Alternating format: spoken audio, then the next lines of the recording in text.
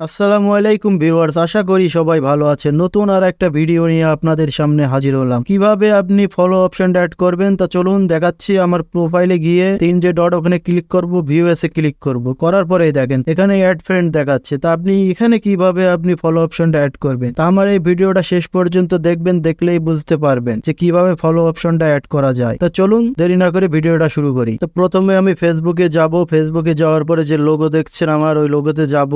যাওয়ার পরে নিচে আসবো, আসার পরে সেটিং এন্ড প্রাইভেসিতে যাব। যাওয়ার পরে সেটিং অপশনে ক্লিক করব। সেটিং অপশনে ক্লিক করার পরে প্রোফাইল সেটিং এ ক্লিক করব। তারপর আমি চলে যাব প্রোফাইল প্রাইভেসিতে। প্রোফাইল প্রাইভেসিতে যাব।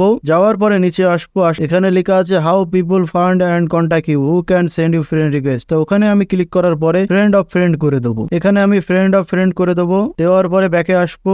ব্যাকে আসার পরে এখানে দেখেন পাবলিক পোস্টে ক্লিক করব। পাবলিক পোস্টে ক্লিক করার পর এখানে পাবলিক করে দেবো। তারপর আমি এই দেখেন নিচে লেখা আসছে you setting have been updated. তারপর আমি ব্যাকে চলে যাব।